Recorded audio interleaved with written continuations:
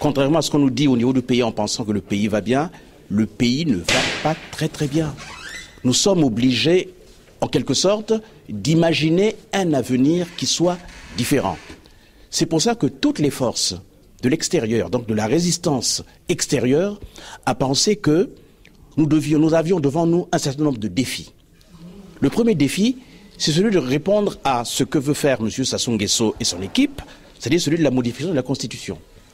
Nous estimons que ce débat-là n'est pas un débat politique, n'est pas un débat juridique, c'est bien un débat politique, on l'a très bien dit, étant donné que toute cette modification ne sert qu'à donner un autre mandat à M. Sassou.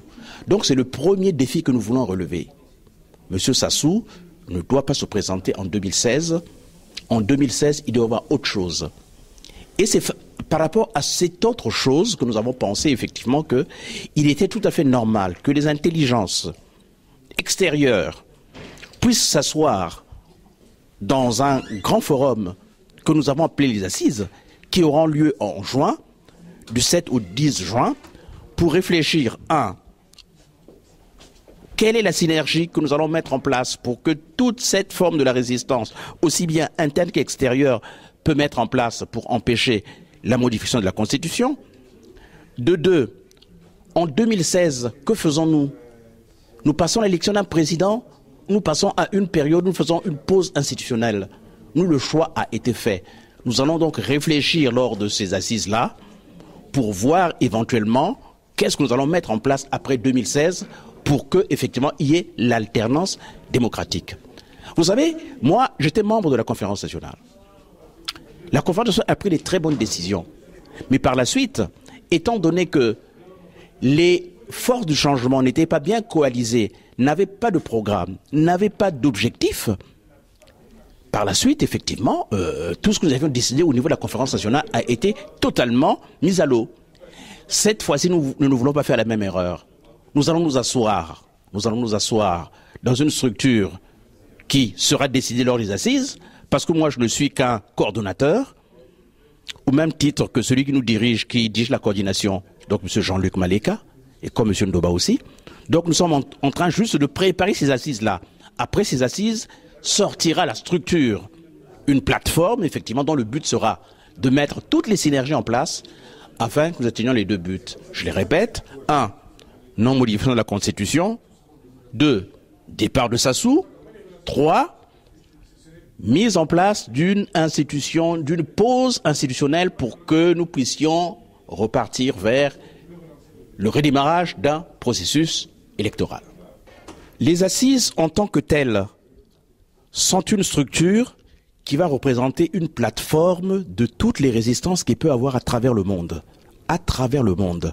pour que nous donnions un canevas de travail.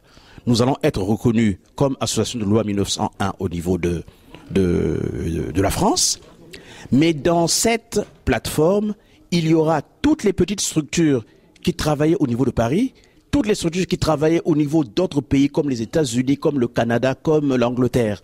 Voilà. Donc, en quelque sorte, c'est une unification que nous sommes en train de faire de la résistance extérieure. Jusque-là, elle était éparse. Maintenant, nous lançons un appel.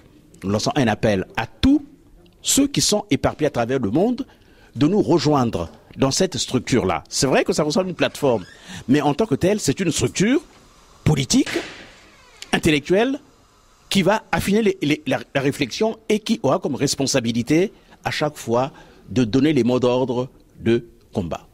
Donc c'est une structure de combat politique que nous sommes en train de mettre sur place. Je vous ai parlé des buts, donc je n'ai pas besoin de reparler de ça. Bien sûr, cette structure n'existe pas, nous sommes en train de la créer. Pourquoi nous sommes en train de la créer? Parce que jusque-là, il y avait des choses qui se faisaient, des très très bonnes choses, qui se faisaient, mais un peu en désordre. À partir de maintenant, nous prenons parole auprès du peuple congolais en disant que tous ceux qui sont allés à l'extérieur, Bakende Napoto, ceux qui sont allés, je parle dans ma langue natale, vont revenir. Mais en revenant, ils vont revenir avec un package qui s'appelle les assises. Et dans ce paquet, il y aura une partie des solutions que nous allons mettre en collaboration avec nos pères, nos frères, nos mères qui sont restés à Brazzaville afin que nous fassions un Congo nouveau. Donc, en quelque sorte, les assises, c'est l'instrument de lutte de la résistance extérieure. D'ores et déjà, une série de manifestations. Nous soutenons une série de manifestations. Le 16, les jeunes vont protester contre ce qui est en train de se passer. C'est-à-dire que les jeunes sont mis à côté de la plaque complètement. Ils ne participent pas à l'avenir du Congo. Nous allons être avec le 18, il y a un meeting en salle où nous allons dire effectivement pas de changement de la Constitution. Le 31, nous irons à Lyon. Et à Lyon, il y a notre meeting en salle qui dit ne touche pas à ta Constitution, même si nous ne l'avons pas votée, car la diaspora ne l'a jamais votée, mais on ne change pas la règle lorsque le match a commencé. On ne change pas la règle. Donc, il y a une série de manifestations où nous demandons à tout le monde de participer à ces manifestations afin que nous puissions créer le front.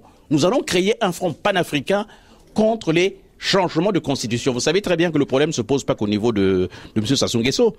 Le problème se pose aussi au niveau de M. Kabila. Comme le problème va se poser aussi au niveau voltaïque du Burkina Faso. Le problème va se poser au niveau du Rwanda. Le problème va se poser au niveau du Burundi. Donc, c'est de notre responsabilité de créer un front du refus. Nous disons, Brazzaville, créer un front de refus. Paris va aussi créer un front de refus pour le compte de l'extérieur. Aujourd'hui, c'est une occasion pour rappeler ce qui nous rassemble. Ce qui nous rassemble aujourd'hui, c'est que les Congolais, depuis belle lurette, ont entrepris de dénoncer clairement et fermement les déviations liées aux conséquences de la guerre de 97. Les déviations politiques qui ont remis en cause les acquis de la conférence nationale souveraine. Alors la remise en cause des acquis de la conférence nationale souveraine a engendré par ailleurs une difformité institutionnelle.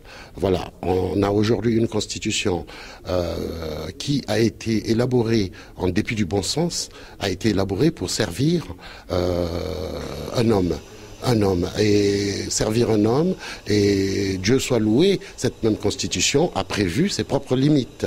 Et aujourd'hui, Sassou va finir son second mandat, et nous espérons que 2016 sera le point de départ d'un autre Congo, parce que les enjeux liés à la crise multidimensionnelle que connaît le pays, les enjeux liés à cette crise multidimensionnelle rendent nécessaire la mise à plat institutionnelle. D'autant plus que cette constitution au-delà de ce qu'elle a pour principal défaut d'avoir complètement centré tout sur la personne du président de la République, mais cette constitution également ne permet pas réellement l'existence d'un État démocratique. Et nous en avons pour preuve, cette constitution vous dit ceci, le président de la République n'a pas le droit de dissoudre l'Assemblée nationale. Donc on imagine qu'en 2016, si jamais pour ceux qui croient qu'une élection permettrait la démocratie, une élection ne permettrait pas la démocratie parce que le président élu ne pourra même pas révoquer l'Assemblée nationale, qui est une Assemblée nationale mal constituée. Alors, les organes de la nation sont mal constitués. On peut pas accepter l'idée que 2016 soit un moment pour des élections présidentielles normales. D'autant plus que l'on sait que les processus, le système électoral n'est pas parfait. Tout se passe comme si on n'a pas organisé déjà dans le pays une élection. J'ai été conseiller de la République, j'ai supervisé les élections dans la région des Plateaux, une région fort difficile, en 92, et nous avons vu donc qu'il y a l'expertise pour organiser des élections claires et nettes et propres. Alors, pourquoi donc les Congolais se rassemblent aujourd'hui? Nous nous rassemblons parce que nous considérons que trop c'est trop. Aujourd'hui, nous rassemblons des citoyens, des associations, des personnalités, des individualités, mais également des organisations politiques qui considèrent comme essentiel le rétablissement de la démocratie. Et cette fois-ci, nous rassemblons les enfants du Congo, qu'ils soient de quelque région qu'ils soient. Nous sommes rassemblés. Nous avons donc créé une dynamique qui viserait essentiellement à triompher du mal congolais qui est l'ethnie, le régionalisme, le clan. Donc nous sommes en train de travailler. Les assises, c'est un moment important parce que nous convions aux assises toutes les représentations de la communauté congolaise, notamment les églises, les associations citoyennes, les partis politiques, les organisations non gouvernementales. Tous ces acteurs qui souhaitent le changement seront rassemblés. Au sortir de là, au sortir de ces assises que nous tiendrons du 7 au 10, le 10, je le signale, étant par ailleurs la date de fin de la conférence nationale souveraine.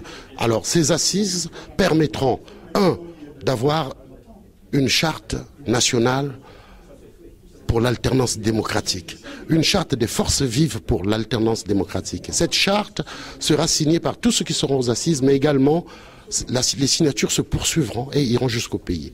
Deuxièmement, nous essaierons d'élaborer un livre blanc qui sera un agenda en fait, qui définira un agenda pour le changement démocratique. Et notre agenda va fixer les actions les plus pertinentes pour que le Congo, à l'horizon 2016, puisse acheminer vers de nouveaux horizons. Alors, tout le monde y contribuera et nous espérons vivement réussir ce combat, ce pari. Et je vous signale que nous ne travaillons pas en isolé parce que nous sommes en liaison permanente avec les autres forces vives du Congo. Nous considérons que ce qui se passe aujourd'hui dans notre pays n'est pas supportable. La liberté de presse qui est bafouée, la liberté d'aller et de venir qui est complètement bafouée. Et nous considérons également que le président de la République qui doit incarner les valeurs de rassemblement ne le fait plus. Les menaces qui sont chaque fois formulées sous la forme de la paix, nous n'en voulons plus ces menaces formulées sous la forme de la paix. La paix n'est pas celle des cimetières. La paix véritable, c'est celle qui permet la liberté, celle qui permet l'égalité et l'action responsable des citoyens. Alors, nous sommes tout à fait aises pour dire que trop c'est trop. Aujourd'hui, nous devons changer.